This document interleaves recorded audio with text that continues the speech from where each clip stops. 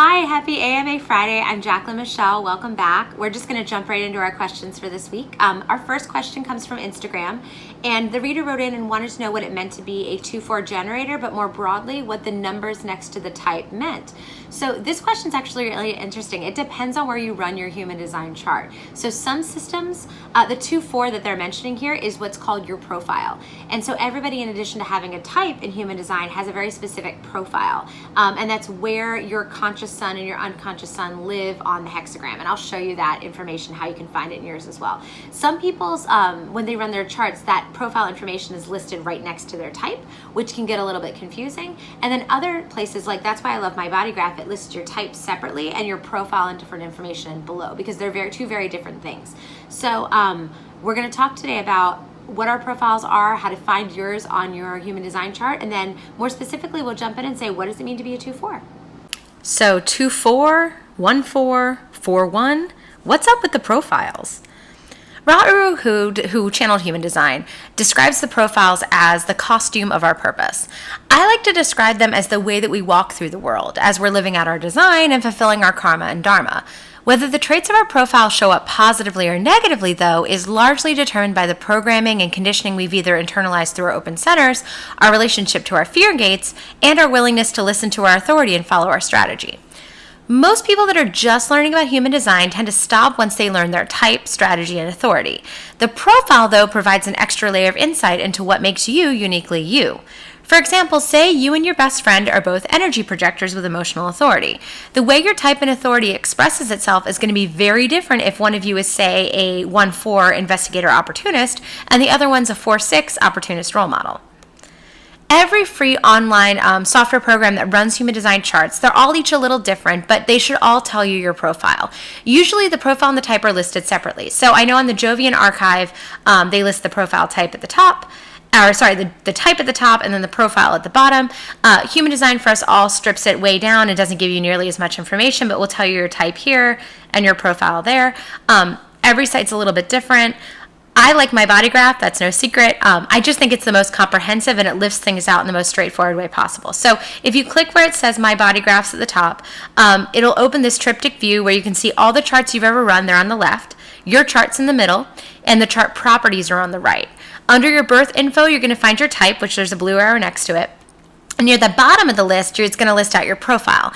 And it's listed as both a fraction and with the names of the lines. And you get there by clicking on My Body Graph. See where I put the little blue arrow there? It's like it takes the view from like the 2 screens to the 3.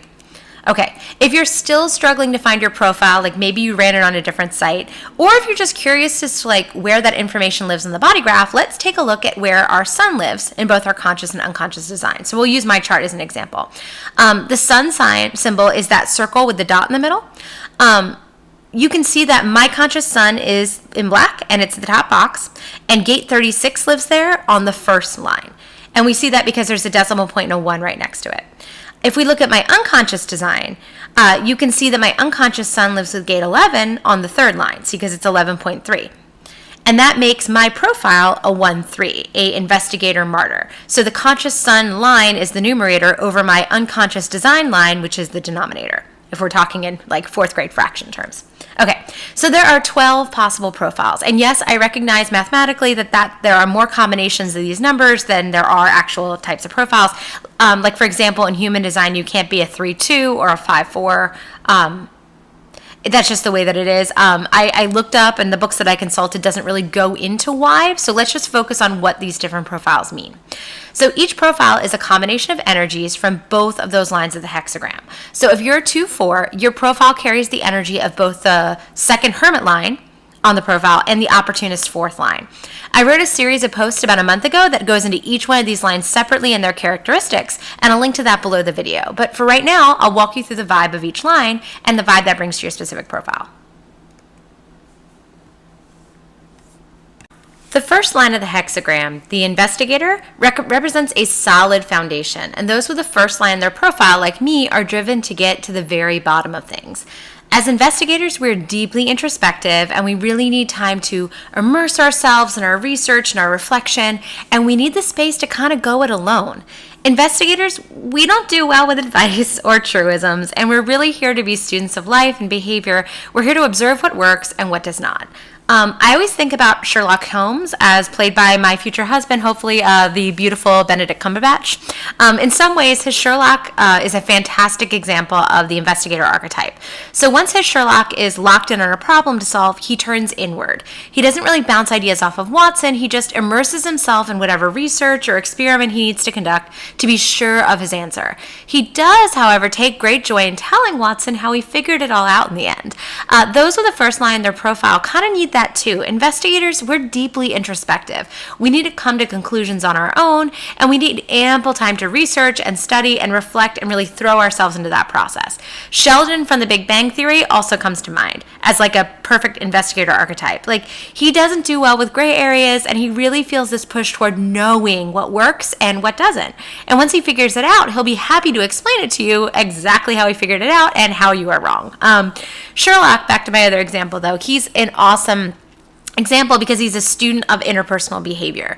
He can tell you by the way that your eyes move if you're being deceptive, or by the way you carry yourself how you feel about the other people around you. Whereas Sherlock's like this master of restraint, those with this first line in their profile can actually take this a step further. And sometimes we employ what we know and what we intuit about the needs of other people to actually like smooth things over for ourselves on the physical plane. As investigators, we tend to need to know that things are okay. And we can be like chameleons when we feel a bit insecure. We're deeply empathic, and we're really good at letting others see what they think they need to see so that they feel safe and secure. So we know our place in a conversation, and we can kind of change our colors, so to speak, to blend in if we need to, if we're feeling insecure in any way. If you think of the lines of hexagram like the floors in a house, the first line would be the basement. Investigators, we seek a super sturdy foundation to work from, and we really need to feel security and trust to truly give ourselves over to the object of our research or our introspection. Uncertainty is definitely our enemy, and our area of study usually won't see the light of day until we're absolutely sure about our findings. I know I get this all the time, like people keep wanting me specifically to like talk about my understanding of variables, and I'm still very much studying it. So I keep saying, nope, not going there yet, not ready yet. So not going to see the light of day until I feel secure. A motto for the investigator would be like, the more I know, the less I fear, right? That's kind of our vibe. A big not self theme for investigators though is inferiority. And this is what happens when the investigator, like, we don't give ourselves to that me time, or we don't give ourselves that space to like really fully conduct our investigations. In fact, a lot of times these investigations, when we approach them with discipline, they can become our area of expertise. And being an expert is something that provides us a really strong sense of security, which is what as an investigator we kind of need to feel good in this world. So the second line of the hermit, there's this complicated duality to the hermit energy of the second line.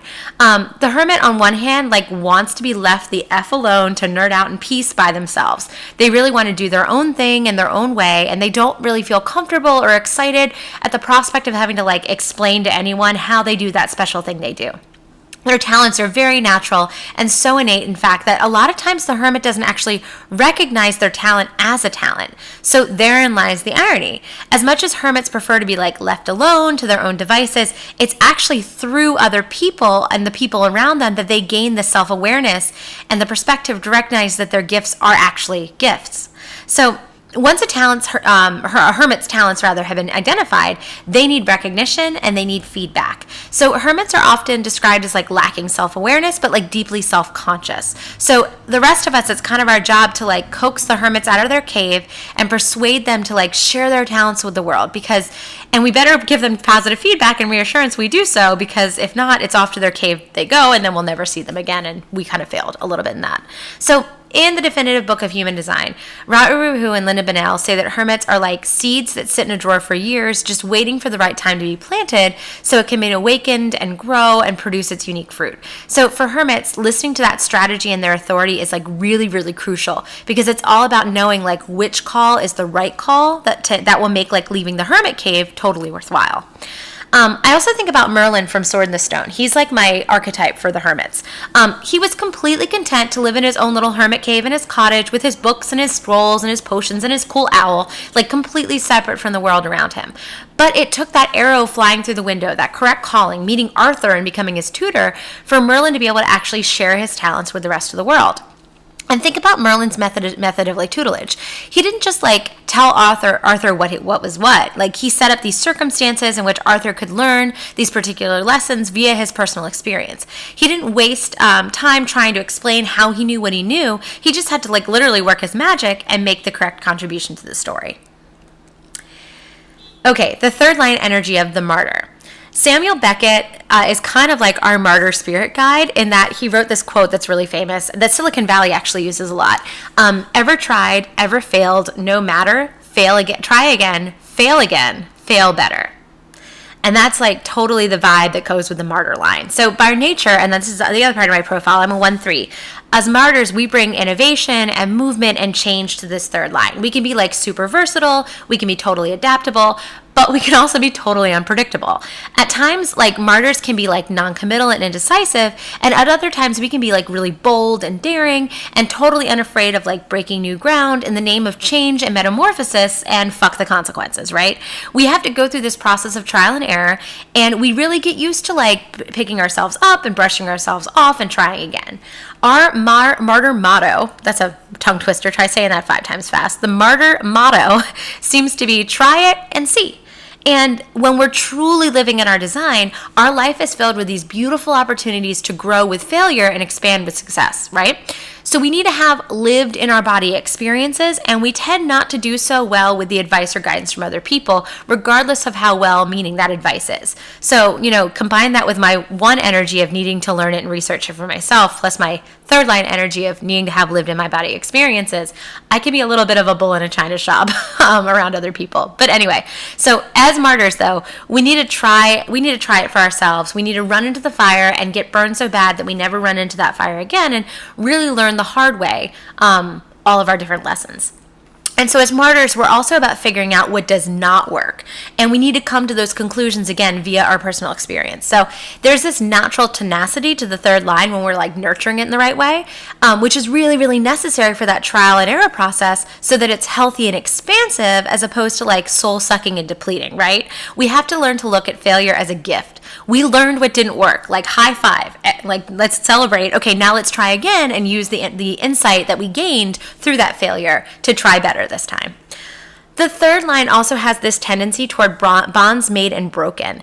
It's a huge part of the 3rd line experience, and as martyrs, we're really quick sometimes to be able to tell when a relationship is like not working or the energy is off, and we're really quick to sniff out a liar. We don't take life at face value. We can kind of tell when someone's bullshitting us. So because we're deeply inquisitive and we're really looking for the truth, the trick or the loophole, when we're in our like a design integrity, and we're in our integrity, living life is like this beautiful discovery process.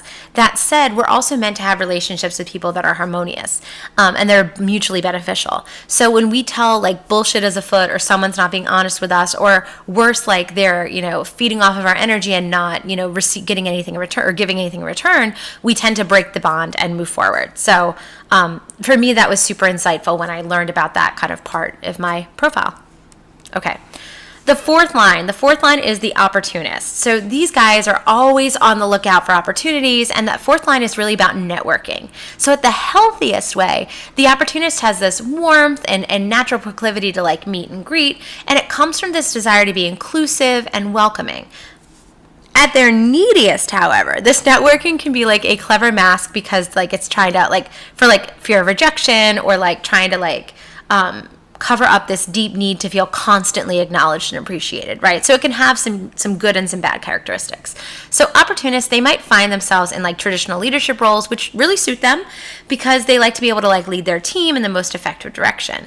But opportunists, they want a return on their investment. So if they're going to give, they want to receive in return, right? And they can usually see which opportunities or actions are actually going to benefit their team. And their leadership style, though, can be a bit inflexible when they feel like things aren't going their way. It's kind of like one of the my way or the highway type of vibes. And if that's coming from a place of like wanting to do so in the greater good of the team, that can be fine. But if it's coming from a place of ego, you can see how that can be destructive. So if the insight and leadership of the opportunist isn't respected, a lot of times they'll just pack their shit up and take their skills somewhere else. Opportunists are people who need people, and their lives always remind me of one of those boards you see on crime shows with the red string connecting like one person to the next, like Charlie Day's little like conspiracy wall in the picture on the slide. Another way to look at that also is like Alice's chart on the L Word, where like she's kind of linked all of the different lesbians in LA to each other through their like, you know, this person knows this person who knows this other person. So basically for opportunists, every experience and opportunity comes via our interactions and relationships with others. So sometimes they're the ones guiding, sometimes they're the ones being guided, but their lives end up looking like this, like connect the dots, where each point represents either a new relationship or a meaningful interaction. So fittingly, the quality of life for an opportunist is directly related to the quality of those relationships with their teammates, their friends, the people they work with on their teams.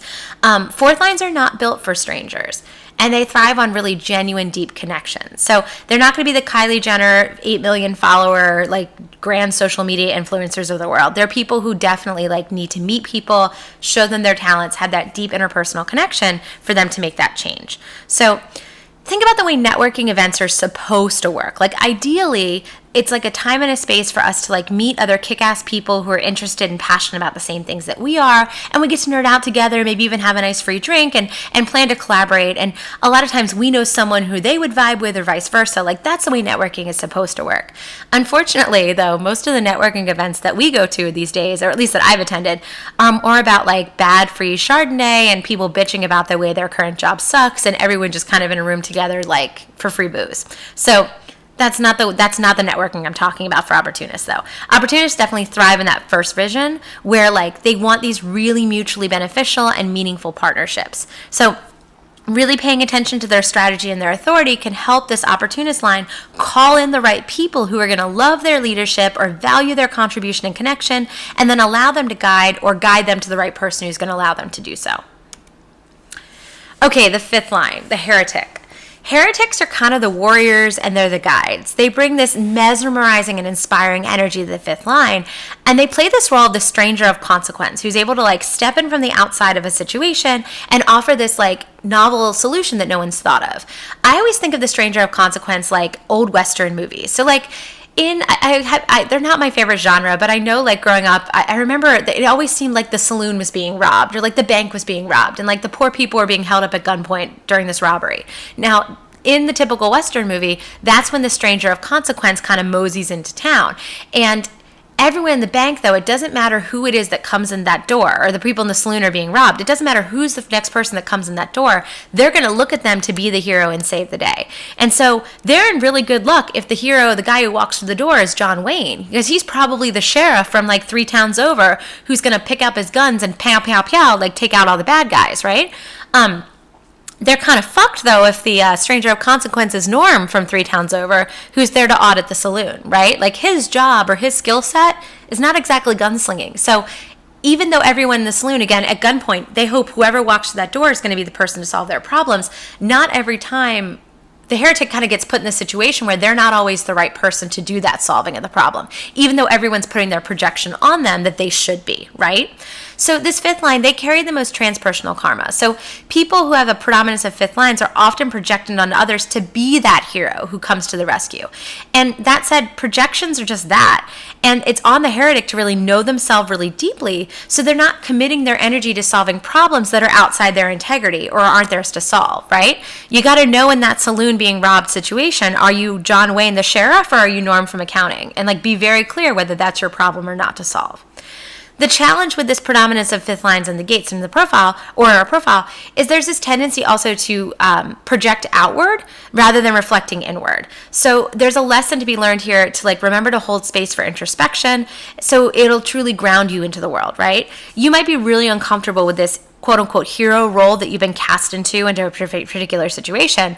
And if you are, it might be time to step back and really ground and reflect. Like, are others seeing in you traits that either you don't see yet in yourself? Like, maybe you are the person to solve the problem, but you're not expanded enough yet to see it. Or are others placing unrealistic expectations on you that you cannot possibly meet? Like, you're Norm. You're not a gunslinger. It is not your problem to solve, right? I might feel like a bit like a broken record here, but like using your strategy and your authority is going to really help you direct any heretic energy in the right direction and help you determine like whether or not you're actually the person to provide that solution in that particular scenario. Okay, finally, we've got the 6th line, which is the role model. And the 6th line brings this sage on the mountaintop vibe to any sort of the profile or the gates that it touches, right? So the role model's energy is all about reflecting back on the past and taking those experiences and like really looking at life from the bird's eye view, getting this bigger, larger perspective, and seeing the bigger picture.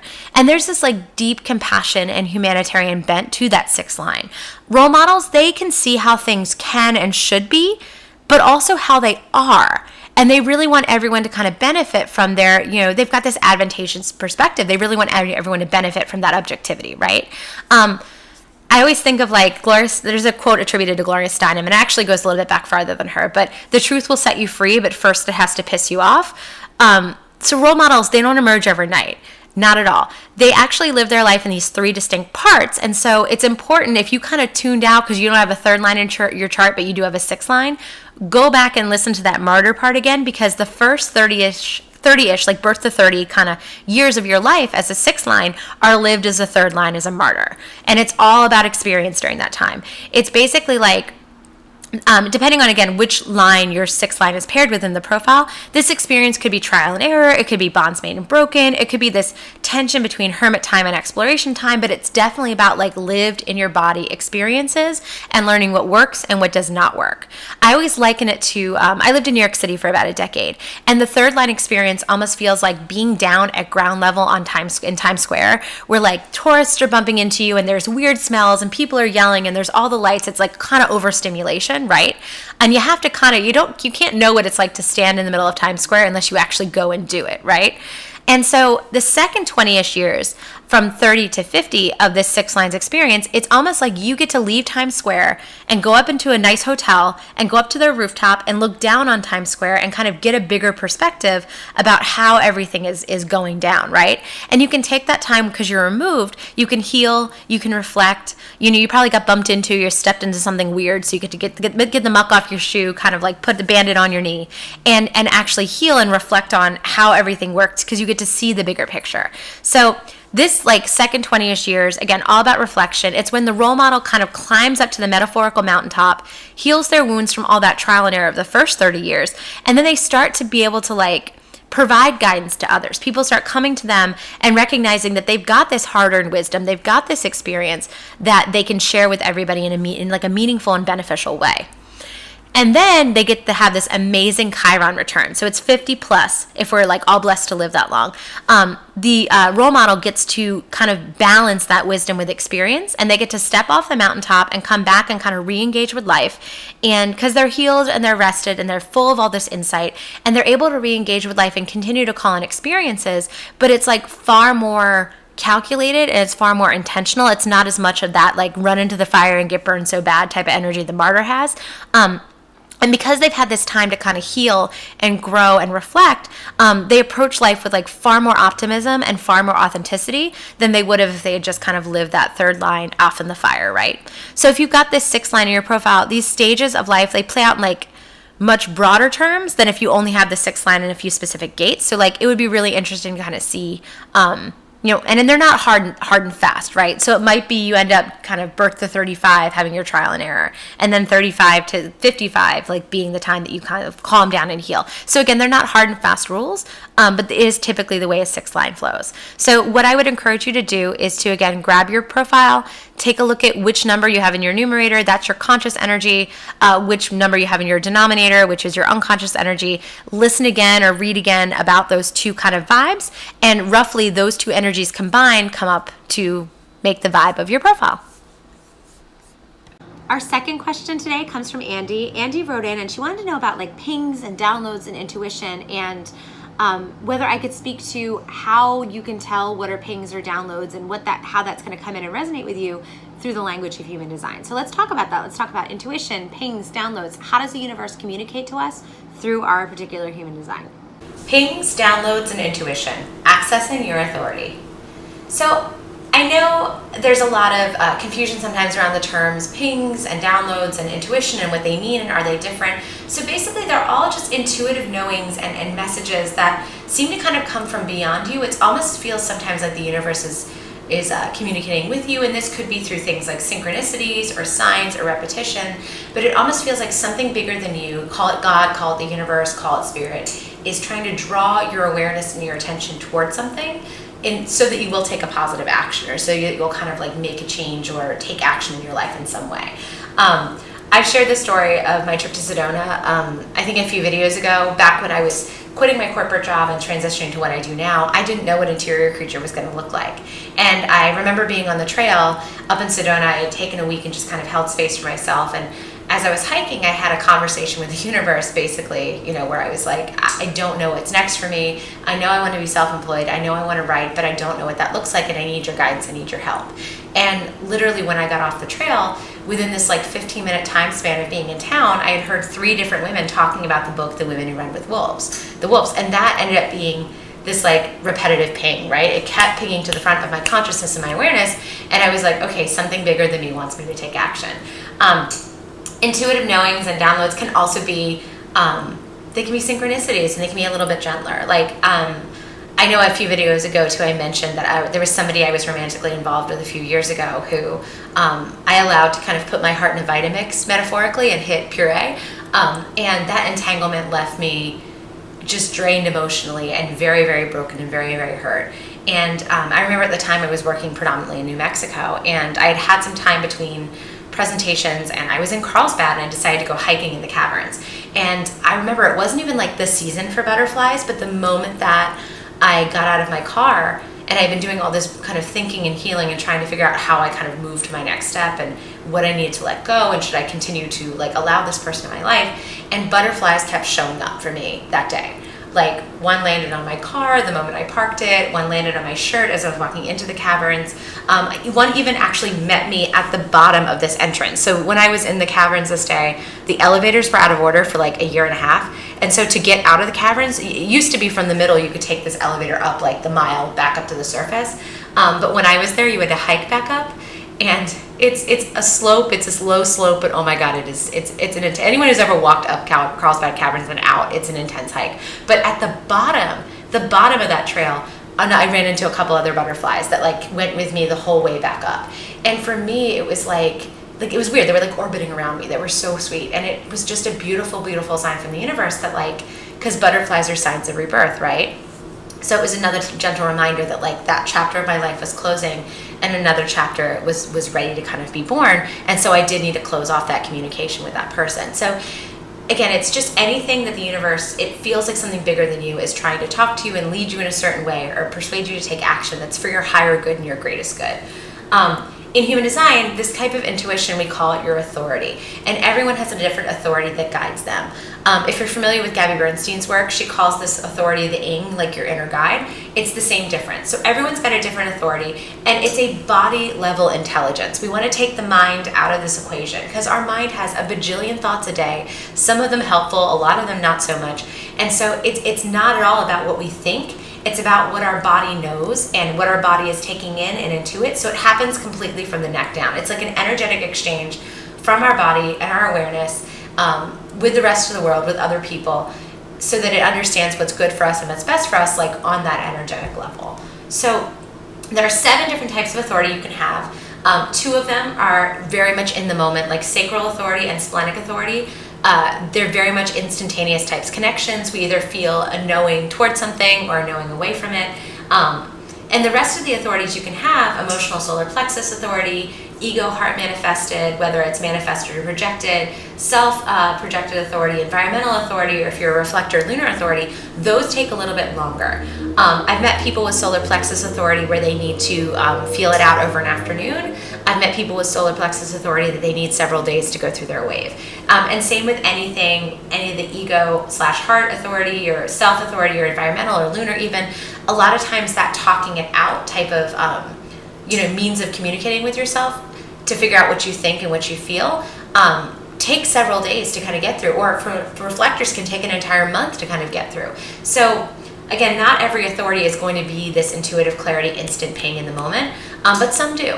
And when we make our decisions, our authority gets that final say. So regardless of what authority you have, you can also have some of these other centers defined in your chart that are also going to communicate with you. Like for example, I have sacral authority in my chart, but my spleen is also defined. So even though I feel the final word for me is what I feel expanded toward or contracted against, because I have that sacral authority, my spleen still weighs in with that nervous sphere energy. Like I'll walk into a room and get a sick feeling in the pit of my stomach, or I'll get nervous butterflies on a first date. So one of the things I have to kind of remember is that I have to thank my spleen for its input, but it's just one data point, and the final say is going to go to my sacral in terms of what's right for me. So this can happen to you in your chart as well. So you might have your sacral defined, and even if it's not your authority, you might still be able to get some body level intelligence from it as you're making decisions in the form of intuition. Same if you've got your throat or your self-center defined, and they're connected, or if your throat and your heart are connected, even if you don't have that either self-projected authority or that heart or ego authority, you may still feel the need to talk things out, and that might be a really great release for you. It might not be the thing that helps you make the decision, but it's just part of your intuitive process. So anything above and beyond your authority, it's almost like extra icing on the cake, or like sprinkles on the ice cream, right? They're not your main body level intelligence that you're going to use to make a decision, but they're really great data points that we should be grateful that we have, that we get to consider. The more we listen to our authority, the more open and available we are to receiving pings, downloads, and intuitive hits. The universe never stops communicating with us, but it's so freaking easy to stop listening, especially when life gets really busy or really hard, because then we're in the thick of it and we're kind of have our blinders on. We're just go, go, go, and we forget that our body is trying to talk to us. So the easiest way to open yourself back up to receiving that kind of beautiful guidance from the universe is by holding space for yourself and connecting back to your authority and letting it guide you. So let's talk through the 7 types of authority super quickly, and I will link under this video to where you can read about them each in depth on the site. So first we have sacral authority. And sacral authority, I love to use the analogy of Phoebe and Joey from Friends. If you've ever watched Phoebe, Phoebe is very much like the embodiment of the sacral yes. She gets really excited, she giggles, she just like squeezes, she's like, oh, oh, oh, and she makes those noises. And that's what a sacral yes feels like. It feels like an expansion towards something. Joey, on the other hand, is the perfect embodiment of the sacral no. As soon as something happens that like he is upset about or he is not down with, like he just kind of like, it's like this guttural no, no, no kind of comes out of him. And he just, you can see on his face, like he's contracted away, his whole body stiffens up. It's definitely like a very clear no. So that's the way the sacral center, if you have sacral authority, will communicate with you. Or if you have your sacral defined in your chart, you'll probably feel your intuition by like either feeling like either something you give voice to, like an aha, like an ooh, like a squee type of feeling for if it's a yes. And you might even feel in your body like your rib cage open up, your diaphragm almost open. Like I almost feel like someone has a rope tied to my belly button, and I feel very pulled towards something like from my gut. And contracted away, it kind of almost feels like a or like a no, or like a don't wanna kind of feeling, like an ugh coming out. And I feel contracted away from it. Like everything closes down. Like your body will either stiffen up, or you'll even kind of fold your arms over your chest, contract away from something, just be very like drawn away from it. Splenic authority, it's your body's way of using fear and discomfort and nervousness to kind of guide you towards something or shift you away from something. So it can be as simple as like getting excited butterflies for a yes. Maybe sometimes you get those like nervous tummy rumblies and you're not quite sure if it's a yes or a no, or even that like gross sick feeling in the pit of your stomach, that's a no.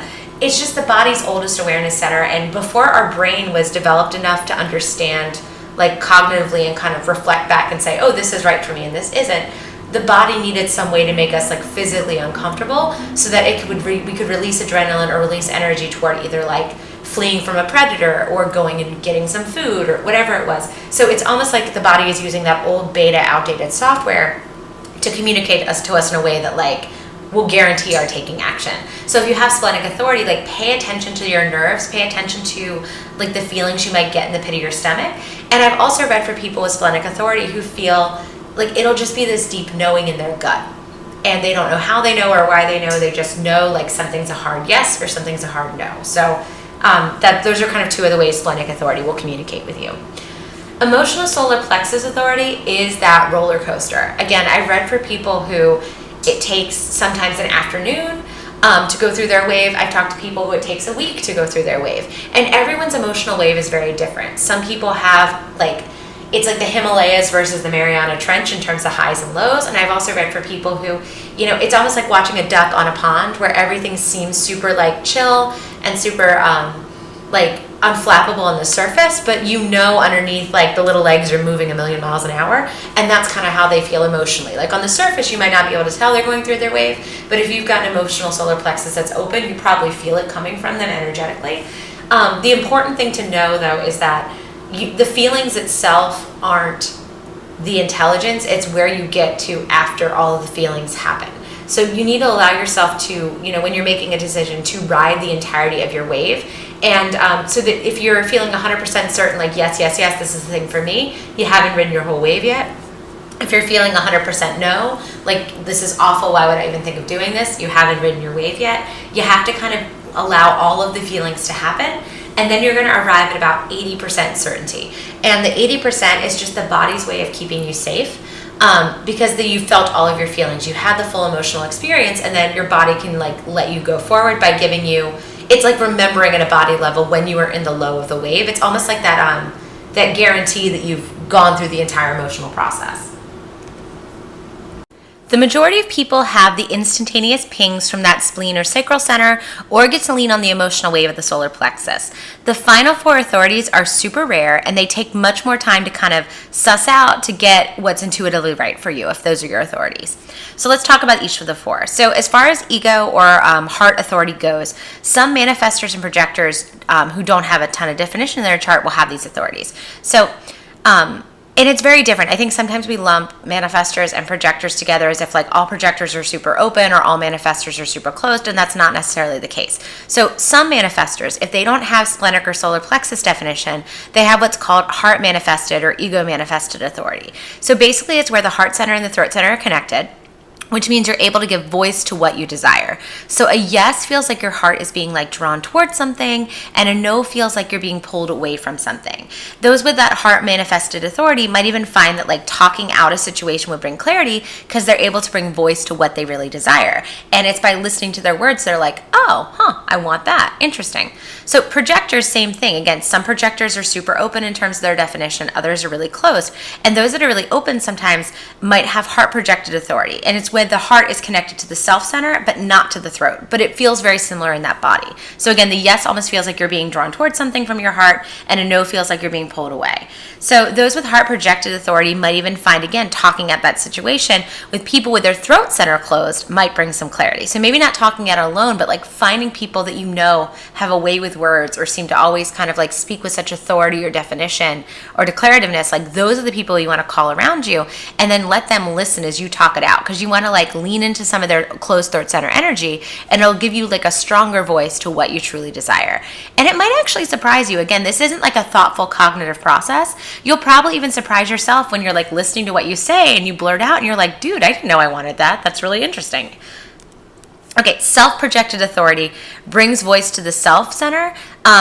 It brings voice to its identity, its direction, its purpose. And again, this is also typically the realm of projectors. So it's a self to throat connection. So again, this is for projectors who don't have their spleen defined and they don't have their solar plexus defined and may not have a ton of instantaneous kind of intuitive ping energy in their chart. So they need a way to kind of give voice to what their inner knowing is.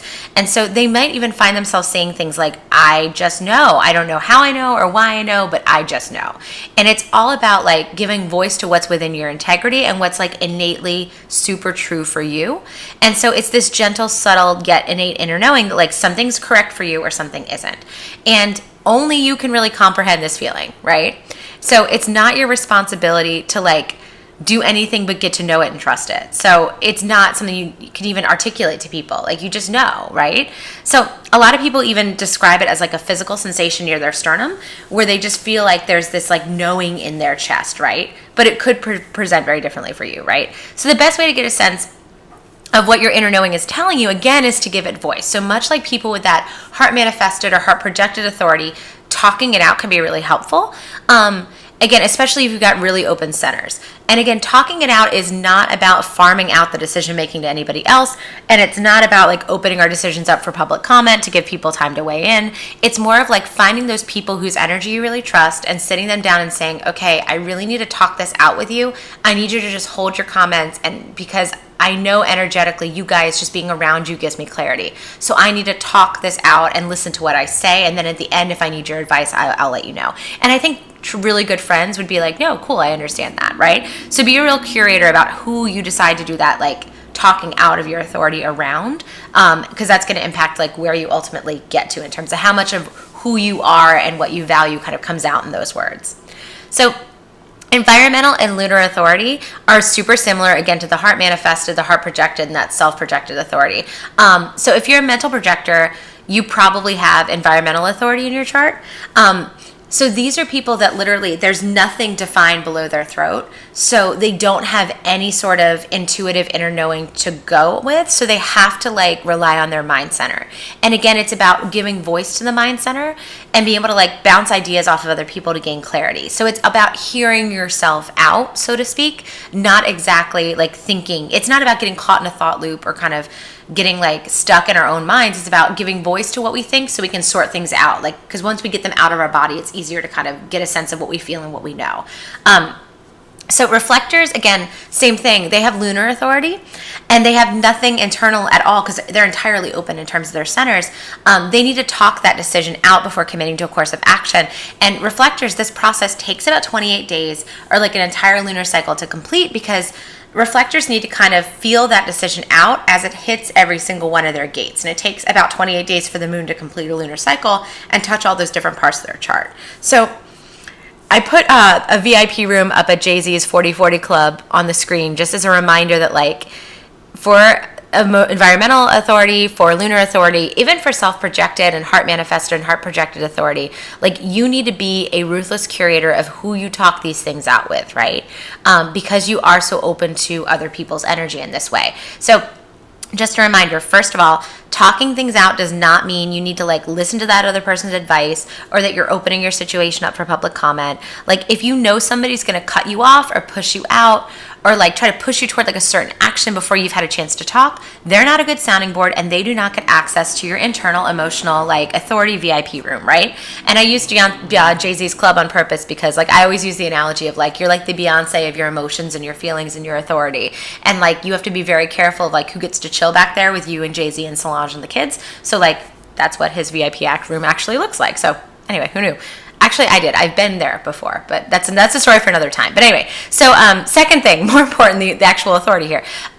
Because so many of your centers are undefined and you don't have access to the spleen or the sacral or the solar plexus, if you have one of these authorities, you're really, really vulnerable in those places to the conditioning of other people. So be really ruthless about who gets access to that, emotional or authority VIP room as you're talking these things out. Like think about whose energy you want to emulate.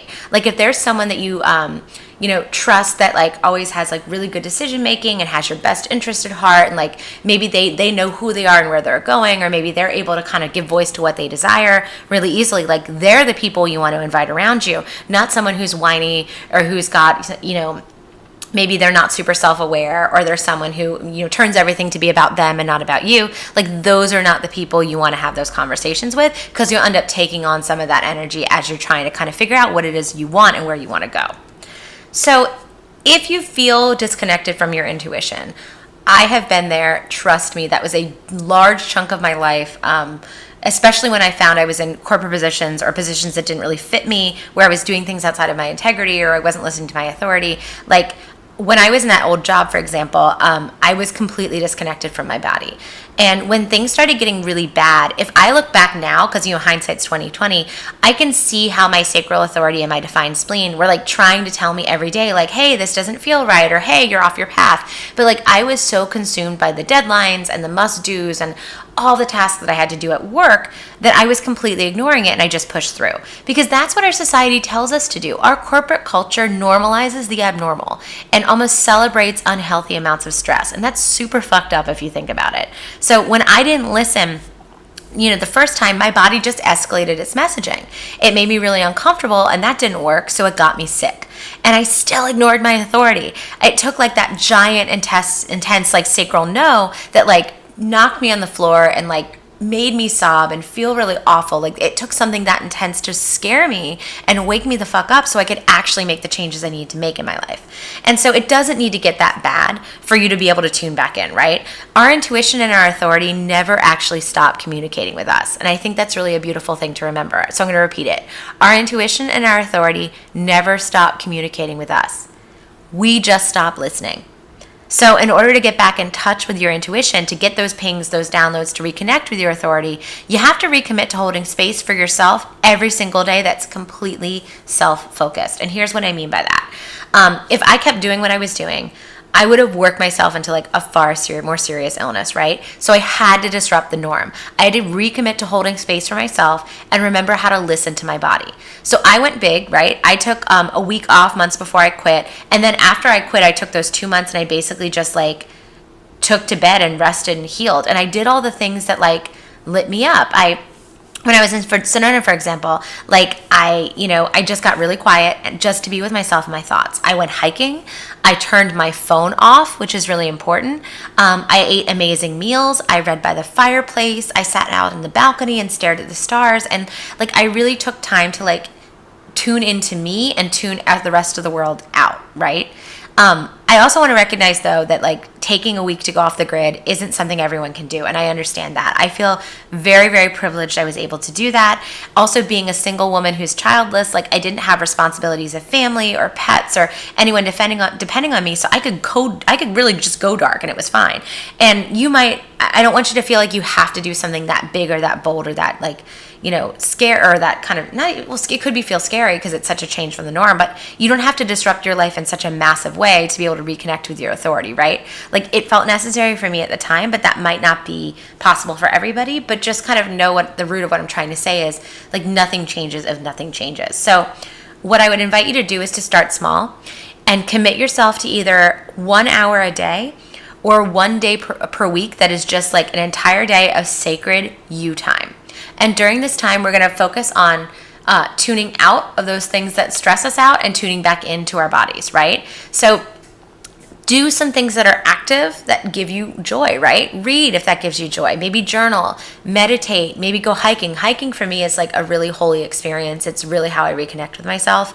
But that might not work for you. Like maybe you take a bath, paint if you love to paint, take pictures if you love photography, like maybe explore a new town, go for a long drive, cook for yourself, like take yourself out for a nice meal, go to an art gallery, you know what I'm talking about. Like do the things that give you joy and spark your curiosity and spark your engagement. But these need to be active things. Like this isn't a day where you like live in your yoga pants and turn on Netflix and just order pizza. Like that's a really passive activity. And granted, like yes, when you're exhausted, our body needs that sometimes. Lord knows I've definitely had those days where I'm like, I'm not putting on a bra, I'm not showering, this is just me, accept it, right?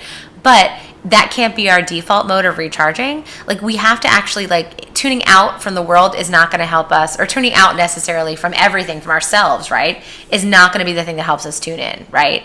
So we need to gather the things around us that give us joy and go do them. And then while we're doing them, we need to pay attention to our body and not our thoughts. Like what does that joy feel like, right? What does it feel like when your heart is full, or when you're lit up, or where you're kind of doing something that's really aligned with your integrity, or like gives you those nervous butterflies?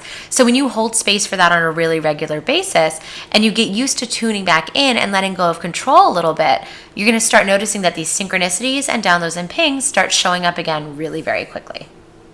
So that's it for this week's AMA Friday. Thank you so much for stopping by. Again, please let me know your questions, whether you're just starting out to human design and you're brand new and you think you have kind of like a 101 level question, or whether you've been hacking your chart for a while and you want to know something really nuanced about your chart. Send them both my way. You can either comment on this post on the blog, you can send me an email at interiorcreature@gmail.com, or you can hit me up at interiorcreature and on Instagram. Either comment on one of my posts or slide into my DMs.